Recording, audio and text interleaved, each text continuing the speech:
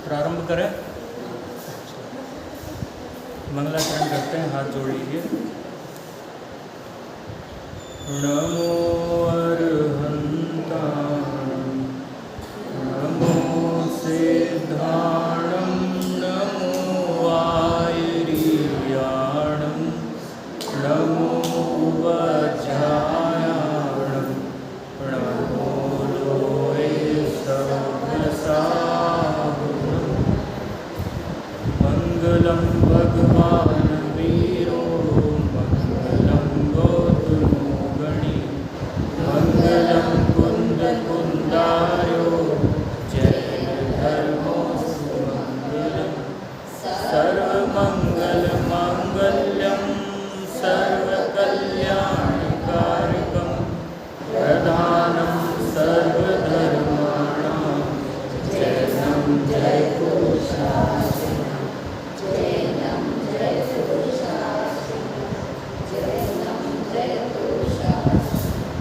मोक्षमार्गस्य नेतारं भेदारं कर्मभूरतां ज्ञातारं विश्वतत्त्वानां वन्दे तद्गुणधारे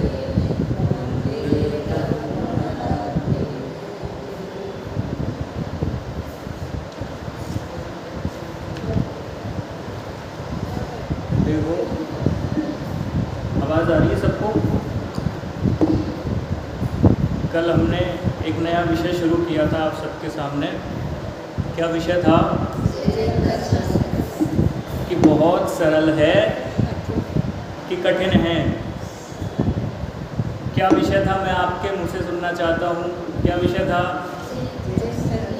जैन धर्म सरल है या कठिन है? सरल है। पक्की बात कि कठिन है?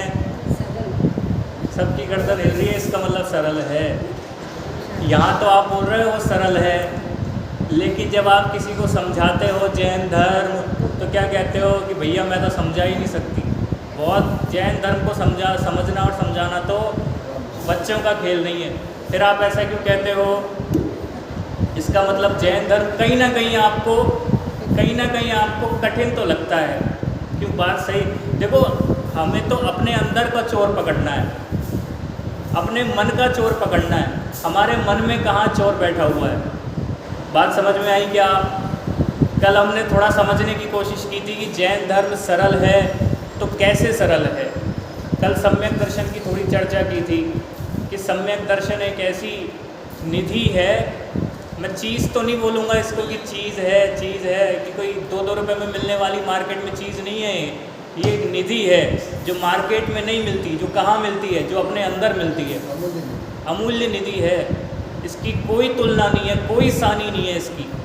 कैसा सम्यक दर्शन, क्या स्वरूप है सम्यक दर्शन का कि जो चारों ही गतियों में हो जाता है। अब इससे सरल और क्या चाहिए बताओ? जैन आचार्यों ने कितना सरल तरीके से हमको समझाया है जैन धर्म। जैन धर्म का प्राण है सम्यक दर्शन। जैन धर्म को समझने के लिए कब कहा जाएगा कि व्यक्ति जैन धर्म का सच्चा पालन करता है? कि जब वो सम्यक दृष्टि होगा। सम्यक दर्शन से पहले तो केवल यूँ समझ लो कि अभी सच्चा धर्म प्रकट हुआ नहीं है। हालांकि वो तोडरमल जी ने एक मोक्ष मार्ग प्रकाशक में प्रकरण लिया, सम्यक्त्व सन्मुख मिथ्या दृष्टि। सम्यक्त्व सन्मुख वो है तो अभी मिथ्या दृष्टि, लेकिन वो सम्यक्त्व के थोड़ा सन्मुख है। बात समझ में आई? एक तो मिथ्या दृष्टि और एक ऐसा मिथ्या दृष्टि जो सम्यक दृष्टि बस बनने ही वाला है। भाई, जब आप अपनी लड़की के लिए जमाई ढूंढते हो, दामाद ढूंढते हो, तो अभी शादी तो नहीं हुई है, लेकिन उसको दामाद जी कहना तो शुरू कर देते हो ना। तो वैसे ही तोडरमल जी भी उसको सम्यक दृष्टि घोषित कर रहे हैं, भले ही अभी वो मिथ्या दृष्टि है, वो सम्यक दृष्टि बनने वाला है। क्या समझ में आया? तो ये जो सम्यक दर्शन है ये चारों ही गतियों में हो जाता है। कैसा सम्यक दर्शन है? ये नरक गति में भी हो जाता है, नरक गति में भी सम्यक दर्शन हो जाता है। अब इससे ज़्यादा सरल क्या चाहिए? त्रियंच गति हुआ था ना भगवान महावीर जब शेर की अवस्था में थे, तो सम्यक दर्शन उनको पहली बार तभी हुआ था। आत्मानुभूति शेर की पर्याय में हुई थी। ऐसा कहते हैं कि जब पूंछ वाला भगवान बन सकता है तो ये मूंछ वाला क्यों नहीं बन सकता? पशु से परमेश्वर बन रहा है, ये नर से नारायण नहीं बन पा रहा है। तो आत्मानुभूति करने के लिए, सम्यक दर्शन करने के लिए सबसे पहले तो पुरुषार्थ करना। और क्या पुरुषार्थ करना? सबसे पहले क्या करना बताओ, महिलाओं में से कौन बताएगा? सबसे पहले क्या करना सम्यक दर्शन प्राप्त करने के लिए? क्या करना? कल बताया था मैंने। नहीं, सबसे पहले जैसे मकान बनवाते हैं तो उसकी नींव में सबसे पहले क्या रखते हैं हम?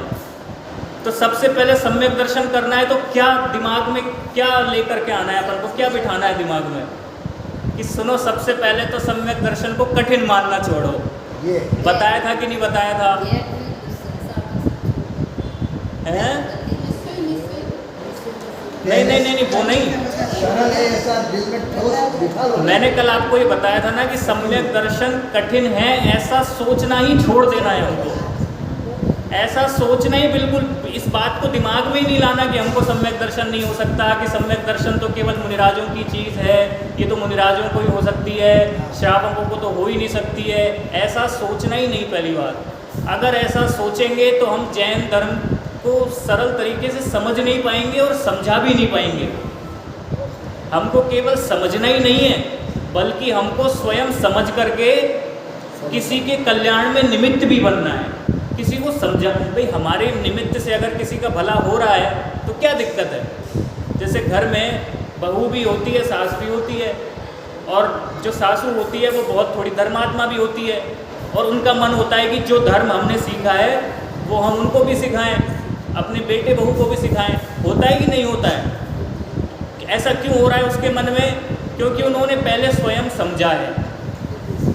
तो स्वयं कब समझ में आएगा जैन धर्म कि सबसे पहले तो अपनी मान्यता ठीक करो। जो आपने पहले से, भई चींटी अगर पहले ही नमक की डली लेकर के मुंह में जाएगी तो कैसे उसे मिश्री का स्वाद आएगा? यही मैंने उदाहरण दिया, पहले नमक की डली है, पहले कुल्ला करो, फिर मिश्री की डली डालो, तो पहले तुमको समझ में आएगा। तो पहले तो संशोधन अगर कहीं करना है तो सम्यक दर्शन में नहीं करना है। कहाँ करना है? दिमाग में, अपने मन में संशोधन करना है। अपने मन में ये बात जमानी है हमको कि भाई हम भी सम्यक दर्शन, अरे हम भी मोक्ष में जा सकते हैं। मैं तो ये कहने की कोशिश कर रहा हूँ, मोक्ष में जाने का ठेका केवल तीर्थंकरों का ही नहीं है, केवल महापुरुषों का ही नहीं है, हम भी जा सकते हैं। भगवान कह रहे हैं कि तुम भी मेरे बगल में आके बैठ सकते हो। अब ये अपने जैन धर्म में ऐसा सिस्टम नहीं है कि भगवान अपन को सुखी कर दें, कि भगवान कहते हैं कि तुम तो मेरी शरण में आ जाओ, सब तुम्हारा भला हो जाएगा। अपने भगवान ऐसा नहीं कहते, अपने ऐसा सिस्टम ही नहीं है।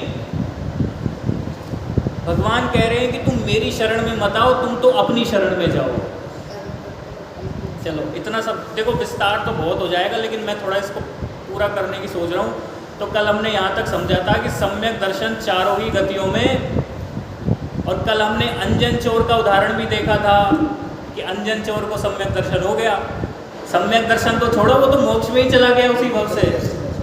सम्यक दर्शन पा लेने के बाद भी ये जीव कई भवों तक संसार में भटक सकता है, लेकिन वो तो उसी भव से मोक्ष चला। अर्ध कुतगल परावर्तन तक संसार में भटक सकता है सम्यक दर्शन होने के बाद भी,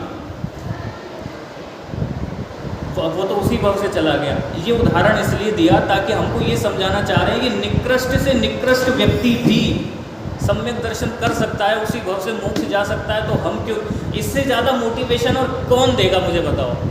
आप कहाँ दुनिया कहाँ जाती है मोटिवेशनल के लिए, कहाँ जाती है? हज़ारों रुपए का टिकट लेकर के बड़े लोगों को सुनने जाती है। वो केवल मोटिवेशन उसी समय के लिए है जब तक आप वहाँ से बाहर नहीं निकले हो।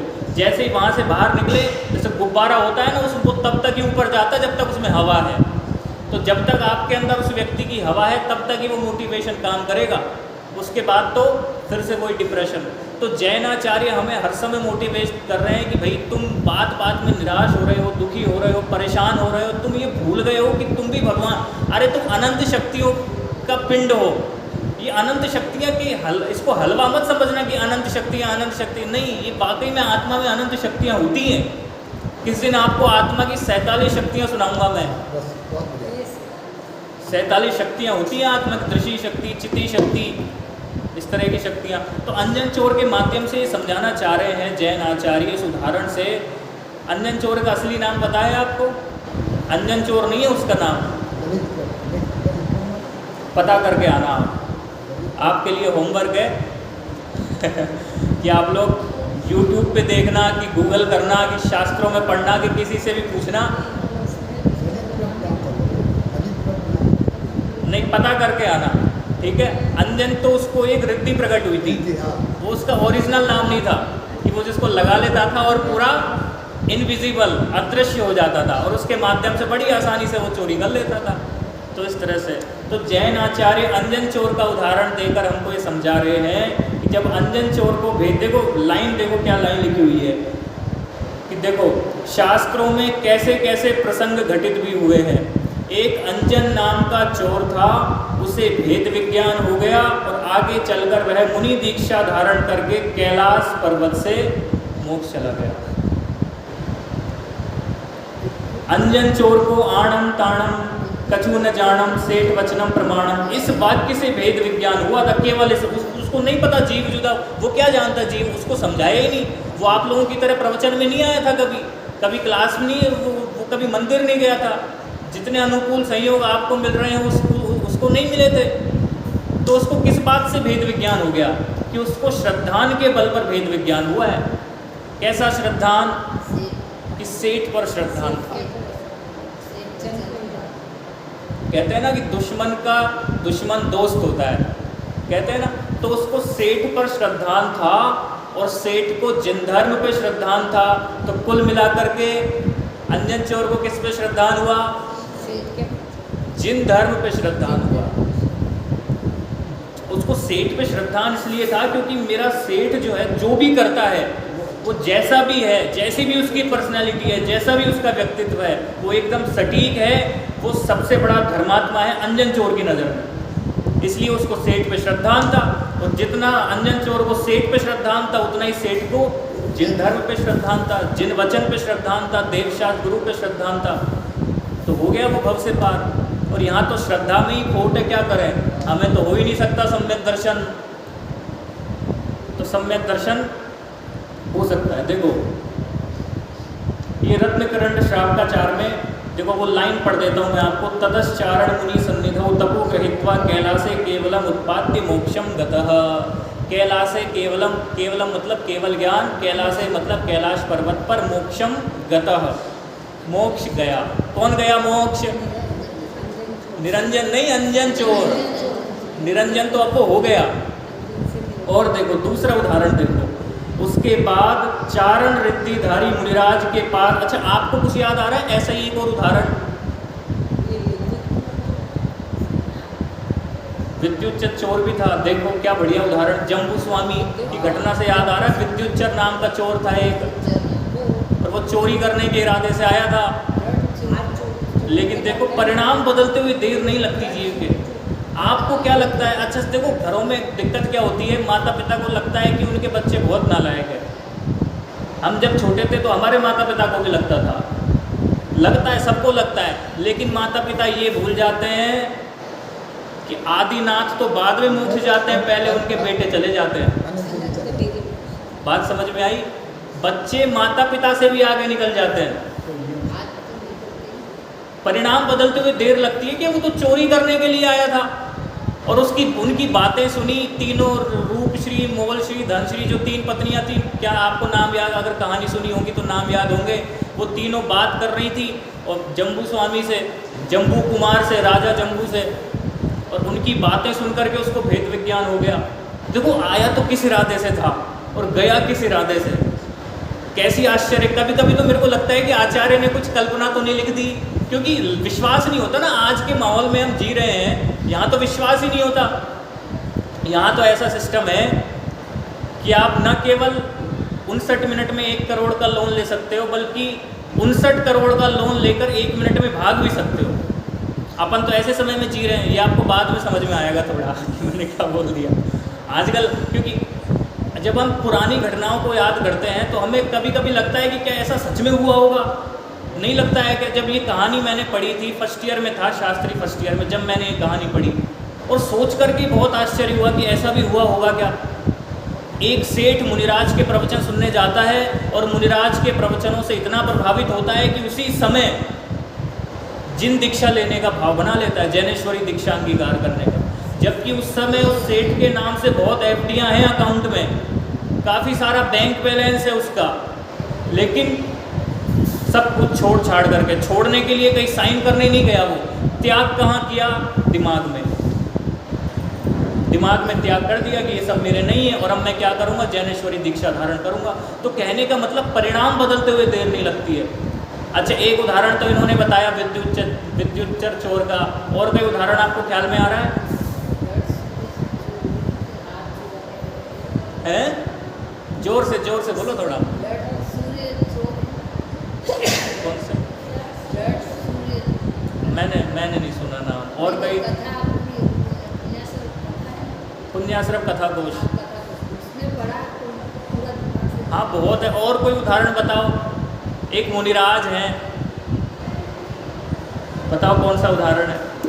शिव कोटि मुनिराज। आया कुछ याद शिव कोटि मुनिराज के नाम से? उनको सातों तत्वों के नाम भी याद नहीं होते थे, कुछ याद नहीं रहता था। कैसा क्षयोक्षम ज्ञान, कैसा ज्ञानावर्णी कर्म का घोर उदय, कुछ याद नहीं रहता था उनको। लेकिन देखो क्या लिख रखा है, एक शिवभूति नामक सेठ था, बहुत कोशिश करने पर भी वह जीव आदि 7 प्रयोजन भूत तत्वों का नाम तक कंठस्थ नहीं कर सका था और मात्र तुस मास भिन्नम ही रटने लगा था, किंतु उसे इसी के द्वारा शरीर और आत्मा का भेद विज्ञान हो गया और आगे चलकर वह भी वीतराग सर्वज्ञ बन गया। अब वो जा रहे थे मुनिराज, और जा रहे थे तो उन्होंने देखा कि एक महिला दाल साफ कर रही है। इसमें कहते हैं तुस मास भिन्न। तुस मतलब, मास कहते हैं उड़द की दाल को, और तुस मतलब होता है छिलका। तो वो पूछा कि बहन तुम क्या कर रही हो? तो उन्होंने कहा कि मैं तुस मास भिन्न कर रही हूँ, दाल अलग कर रही हूँ, छिलका अलग कर रही हूँ। अरे फिर से बताना। उनको क्लिक हुआ अचानक से दिमाग में कि फिर से बताना कि मैं दाल अलग कर रही हूँ, छिलका अलग कर रही हूँ। तो ये बात उनको क्लिक हो गई एकदम। अरे यही तो मेरे गुरुजी ने बताया था कि जैसे दाल अलग है, छिलका अलग है, वैसे ही आत्मा अलग है, शरीर अलग है। और वहीं की वहीं ध्यान लगा दिया उन्होंने, तुस मासम भिन्नम, तुस मासम भिन्नम। और अंत में उठे तो केवल ज्ञान लेकर के उठे। कैसा स्वरूप है। परिणाम बदलते हुए देर कहाँ लगती है। ये जो बल्ब इतने सारे जल रहे हैं, आपने देखा बल्ब का आविष्कार किसने किया था? कोई बता सकता है? एक एडिसन नाम का व्यक्ति हुआ है, थॉमस एडिसन। वो जब बालक थे, मैं उनकी पढ़ रहा था उनके बारे में कहानी, तो वो इतने कमज़ोर थे कि उनके स्कूल वालों ने उनको स्कूल से निकाल दिया और डायरी में लिख कर के भेजा कि आपका बच्चा बहुत कमज़ोर है, हम इसको अपने विद्यालय में नहीं रख सकते, कल से ये विद्यालय नहीं आएगा। तो एडिसन ने ये डायरी अपनी मम्मी को जा कर के दिखाई और मम्मी ने पढ़ा। एडिसन ने पूछा कि मम्मी क्या लिखा है इसमें? तो उस थॉमस एडिसन की मम्मी ने कहा कि बेटा, स्कूल वालों ने लिखा है कि तुम्हारा बेटा बहुत होशियार है और हम इसको विद्यालय में नहीं रख सकते क्योंकि हमारे पास इतने अच्छे अध्यापक नहीं हैं। और आगे चल कर के वो व्यक्ति इतना इंटेलिजेंट बना, इतना होशियार बना, उसका दिमाग इतना विकसित हुआ कि उसने बल्ब का आविष्कार किया। अगर वो बल्ब का आविष्कार ना किया होता उसने, तो आज हम इतनी सुविधाओं में नहीं बैठे होते। इतनी बड़ी बड़ी हैलोजन लगा करके हम बैठ जाते हैं, कोई दिक्कत नहीं है हमको। ये बल्ब का आविष्कार किसने किया? उसी व्यक्ति ने किया। उसकी बचपन की घटना है ये। कालिदास का नाम तो सुना है सभी ने। इससे बड़ा मूर्ख इंसान मिलता नहीं है इतिहास में, पलटो जा करके। तो जिस डाली पर बैठता है व्यक्ति उसी डाली को काटे, उससे बड़ा मूर्ख कौन होगा मुझे बताओ। लेकिन रिद्धि ऐसी प्रकट हुई उनको कि उन्होंने संस्कृत के काव्य, महाकाव्य, नाटक, अभिज्ञान शाकुंतलम, बड़े बड़े नाटकों की रचना की। तो कहने का मतलब कठिन कुछ भी नहीं है। बात समझ में आई? देखो मैं आपको अपनी घटना बताता हूँ, दूसरों के पास तो क्यों जाना। मैं जब 10वीं कक्षा में पढ़ता था तो मेरा गणित विषय बहुत कमज़ोर था। मैं 9वीं कक्षा तक कैसे पास हुआ गणित में? मेरे आगे एक ऐसा लड़का बैठता था जिसकी अंग्रेज़ी कमज़ोर थी और उसकी गणित बहुत अच्छी थी, और मेरे साथ उल्टा था, मेरी अंग्रेज़ी अच्छी थी, गणित कमज़ोर थी। तो परीक्षा में हम एक दूसरे की मदद कर दिया करते थे। थोड़ा परोपकार मैं कर देता था, थोड़ा परोपकार वो कर देता था। लेकिन 9वीं के बाद मैंने स्कूल बदल दिया और 10वीं कक्षाओं में जैसा कि आपको पता है कि बोर्ड की परीक्षा जब होती है तो कुछ ना कुछ कैमरे का सिस्टम होता ही है। हमारे वहाँ पे टैबलेट लगा दिए थे बड़े बड़े, और ये बात पहले से ही पता थी कि भाई 10वीं में चीटिंग करने को नहीं मिलेगा, तो क्या किया जाए अब, तो कैसे भी करके गणित को थोड़ा समझा जाए, क्योंकि दिमाग में शुरू से ये साइकोलॉजी बैठ गई थी मेरे कि गणित तो मेरे समझ में ही नहीं आ सकती, ऐसा दिमाग में बैठ गया था। लेकिन अब कैसे, अब तो स्कूल बदल दिया, अब क्या करें कि अब गणित को समझने का प्रयास करना, थोड़ा धीरे धीरे कोशिश की, बहुत कोशिश की, ट्यूशन लगाया, खूब अभ्यास किया, खूब मेहनत की, तो 100 में से 95 नंबर तो मुझे आ गए। ऐसा होता है, अभ्यास करने से होता है। और जबकि मैं ट्यूशन ये सोच के गया था कि मैं केवल गुरुजी से ये कह दूंगा कि मुझे 33 नंबर जितना बता देना पास करने लायक, इससे ज़्यादा कोई एक भी नंबर का लोभ मुझे नहीं है, केवल 33 नंबर आ जाए मेरे। लेकिन अभ्यास इतना किया, टीचर अच्छे मिल गए तो अच्छे नंबर आ, ऐसा होता है। कभी भी किसी चीज़ को कठिन नहीं समझनी चाहिए। हमें जैन धर्म इतना बढ़िया तरीके से पका पकाया मिल गया है और हम ये सोचें कि कठिन है। सब चीज़ों का तो अनुवाद हो गया, कल वो बता रहे थे ना, समय सार का 7 भागों में अनुवाद किया। अब इससे ज़्यादा सरल और क्या करे व्यक्ति। आचार्य कुंद ने तो फिर भी प्राकृत भाषा में लिखा, हमको प्राकृत भाषा समझ नहीं आती, हमारे लिए इतना सरल कर दिया माता जी ने, महाराज जियों ने, विद्वानों ने, और फिर भी हम कह रहे हैं कठिन है, कठिन है, कठिन है। तो टोडरमल जी की एक लाइन याद आती है कि भाई तुम्हारे अभाग्य की महिमा तो हमसे नहीं कही जाती। अभी भी कह रहे हो कठिन है। देवशाह, अब तो हमको क्या बोलते हैं, अब तो किनारा मिल गया है और अभी भी हमसे पार नहीं हो रहा है। तो क्या करना कि थोड़ा सा ना मनुष्य भव को बताया कि किसके समान है, ये बिजली की चमक के समान है। ये बिल्कुल ऐसा ही समझो इसको, बिजली की चमक कब हाथ से निकल जाएगा, क्या हमको क्या पता, बताओ। हम सुरक्षित घर से आ गए हैं यहाँ पे, अब हमको क्या मालूम कि हम घर वापस सुरक्षित चले जाएंगे। मैं तो अपने लिए भी कह रहा हूँ, सबके लिए कह रहा हूँ, समय नहीं लगता समय बदल जाने में। तो इस तरह से कठिन सोचने का मानस अपना बदले थोड़ा सा, और जैन धर्म को थोड़ा सरल ही है, बहुत सरल है। और अगर समझ में नहीं भी आता है तो भी पढ़ना। देखो आपको क्या बताऊं मैं, जिनवाणी पढ़ने का ये बहुत बड़ा फल बताया है। अगर नहीं भी समझ में आता है तो भी पढ़ोगे तो ज्ञानावर्णी कर्म का ऐसा क्षयोक्षम होता है, ऐसा क्षयोक्षम होता है कि तुरंत चीज़ें समझ में आने लगती है। सकलंक व्यक्ति भी निकलंक अकलंक में परिवर्तित हो जाता है। भाई जो श्लोक आपको 8 दिन में याद हो रहा था, आप उसको दूसरी बार करोगे तो 6 दिन में याद होगा, तीसरी बार तीसरा श्लोक याद करोगे तो 3 दिन में होगा, चौथा श्लोक याद करोगे तो 1 दिन में होगा, 5वां श्लोक याद करोगे तो 2 घंटे में होगा, 6वां याद करोगे तो फिर तो 2 मिनट में होगा, 5 मिनट में होगा। ऐसा क्षयोक्षम है जिनवाणी पढ़ने का। तो जिनवाणी पढ़ने से कभी भी कतराना नहीं चाहिए। जैसा बन पड़े वैसे शास्त्रों का अभ्यास करना चाहिए। नहीं समझ में आता समय सार, प्रवचन सार, पंचास्ती का, कोई बात नहीं, छेड़ाला तो समझ में आती है ना। प्रभु पतित पावन तो समझ में आता है कि नहीं आता। भक्तामर तो सबको कंठस्थ है यहाँ पर। अब ज़रा भक्तामर की गहराइयों में भी गोते लगाओ एक बार। केवल हमको याद ही नहीं करना है, हमको उसका अर्थ भी समझना है। ये बड़ा ज़बरदस्त काव्य है, बड़े बड़े कवि रीझे हैं इस पर। ये वीर सागर जी जिनकी मैं बात कर रहा हूँ, ये शिमला तक जाकर के आए हैं भक्तामर स्तोत्र के लिए, इसकी खोज के लिए कि भाई इसके पीछे घटना क्या है आखिर में। ये आचार्यों ने ऐसे ही तो नहीं लिख दिया, ये ताले तोड़ने के लिए तो नहीं लिखा था। ये बताते कि बोले मैं इस भक्तामर स्तोत्र के लिए दिल्ली से शिमला गया था, केवल इस भक्तामर स्तोत्र के लिए। तो थोड़ा सा देखो, विद्वान जब इतनी मेहनत कर रहे हैं तो हमको तो करनी चाहिए। वो तो पूरा माल मसाला तैयार कर रहे हैं, हमको पढ़ना ही तो है। ये तो ऐसा है कि जैसे सामने परोस एकदम थाली रखी हुई है, अब हमको खाना ही है, बस इतनी सी मेहनत करनी है। सामने हमको एकदम थाली परोस करके दे दी विद्वानों ने। जैन आचार्य, कितना उपकार है जैन आचार्यों का। देखो और क्या कह रहे हैं। शिवभूति मुनिराज का उदाहरण हुआ, एक अंजन चोर का उदाहरण हुआ। और देखो इसी प्रकार के और भी सैकड़ों नहीं हजारों प्रसंग शास्त्रों में से बताए जा सकते हैं, जिनसे यह स्पष्ट सिद्ध होता है कि जैन धर्म कठिन नहीं है, अपितु अत्यंत सरल है।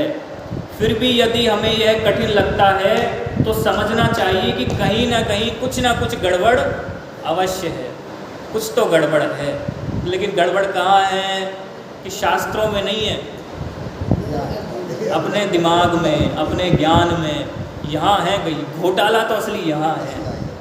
और अब ये बताया ना आपने कि भाई पहले नमक की डली मुंह में रखी है, जब तक कूला किसी का गिलास आएगा ही नहीं। तो गड़बड़ को सुधारना है देखो, और वह गड़बड़ भी हमारे ही अंदर होनी चाहिए। पहले तो हमें खुद समझना है, हमें किसी को समझाने के चक्कर में नहीं पड़ना, हमें किसी को नहीं समझाना। देखो तीर्थंकर भी किसी को नहीं समझाते। एक अजैन व्यक्ति ऐसा तर्क देते हैं, वो जैन न्याय के सर्व दर्शन, मतलब जैन दर्शन, न्याय दर्शन, बौद्ध दर्शन, सारे दर्शन जो MA करते हैं वो पढ़ा विद्वान है, वो ऐसा तर्क देते हैं कि महावीर ने 30 वर्ष की उम्र तक वो घर से निकल गए थे, फिर 42 वर्ष की उम्र में उनको केवल ज्ञान हुआ। 30 से लेकर के 42 वर्ष तक एकदम मौन रहे वो, और इसके पीछे वो ऐसा तर्क देते हैं कि वो 12 साल तक इसलिए मौन रहे क्योंकि वो ये सोचते थे कि भाई जब तक मुझे ही नहीं आता तब तक मैं लोगों को क्या बताऊं। समझे तो क्या समझा? 42 वर्ष के बाद उनको केवल ज्ञान हुआ तो उन्होंने 30 वर्ष तक कंटिन्यू बोला, क्योंकि केवल ज्ञान में तो सब झलकता है। तो ये तर्क दिया उन्होंने कि बोले अभी तो पहले मैं खुद ही नहीं समझा तो मैं दुनिया को क्या समझाऊं। तो पहले तो देखो हमें खुद समझना है, हमें किसी को नहीं समझाना। समझाने के चक्कर में पहले जब हम खुद अच्छे से समझ जाते हैं तो सामने वाले को हम समझा ही देते हैं। हम सामने वाले को क्यों नहीं समझा पाते? क्योंकि हम खुद ही ढंग से नहीं समझ पा रहे हैं। पहले तो हमें खुद समझना है, हमें किसी को नहीं सुधारना है। अब ज़रा 24 घंटे में से 10 मिनट एकदम स्वार्थी बन जाना चाहिए। ऐसा कहते हैं कि साथ जाने की भावना निरोध की भावना है, मोक्ष जाना है तो स्वार्थी बनना पड़ेगा। एकला चालो रे, कहते हैं कि नहीं कहते? हाँ, तो देखो अन्यथा ऐसा कैसे हो सकता था कि इतने साधारण से जीवों को तो भेद विज्ञान, सम्यक दर्शन या मोक्ष मार्ग, यहाँ तक कि मोक्ष की भी प्राप्ति हो जाए, और हमें निमित्त उपादान द्रव्य गुण पर्याय की सूक्ष्म सूक्ष्म चर्चाएं करते अथवा ढेर सारा व्रत तपादि चारित्र पालते हुए भी 2500 वर्ष बीत गए और अभी तक कुछ नहीं हुआ। अभी और बीत जाएंगे, इतने तो बीत गए, अब और बीत जाएंगे, रहे से 20, 30, 40 जितने भी बाकी हैं, अभी तक कुछ हुआ नहीं। तो क्यों नहीं हुआ? क्योंकि कहीं ना कहीं गड़बड़। तो देखो देह छूटने से पहले देह दृष्टि छूटनी चाहिए, देह छूटने से पहले देह दृष्टि छूटनी चाहिए, तब तो जिन धर्म का मिलना सार्थक है।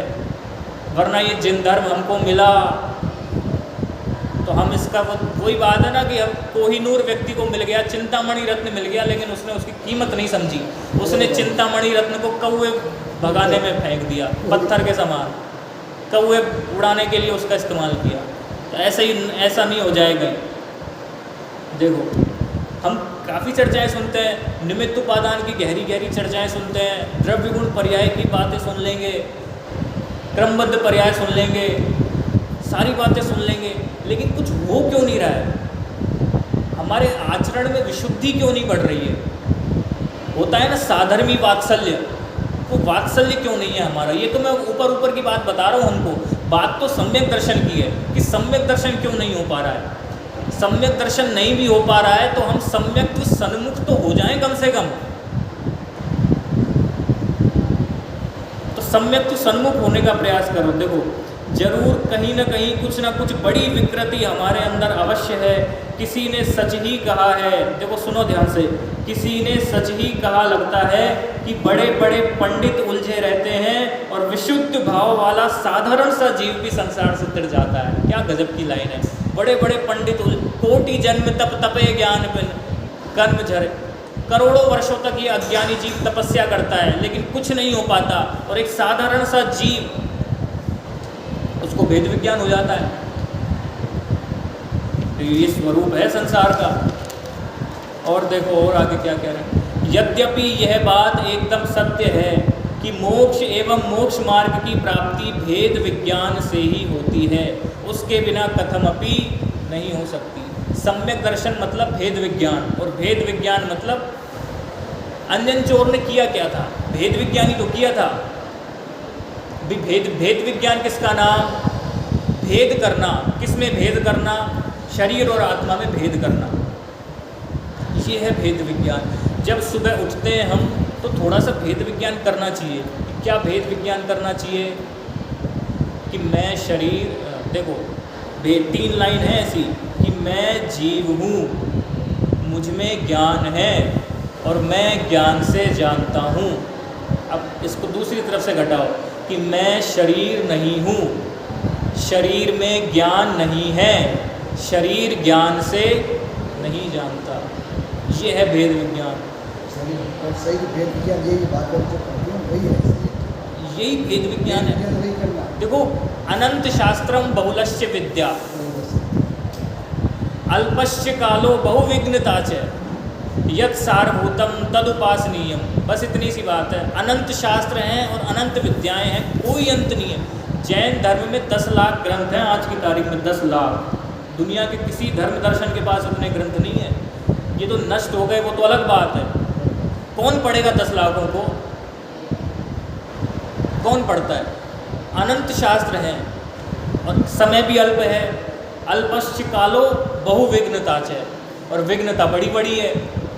शादी भी करनी है, बच्चे की शादी करनी है, फिर पोते की भी शादी करनी है, उसको अच्छे स्कूल में भी एडमिशन दिलाना है, घर भी लेना है, गाड़ी लेनी है, अच्छा सोफ़ा सेट भी लाना है, मकान को बढ़िया पॉलिश करवाना, सारी काम करने हैं हमको।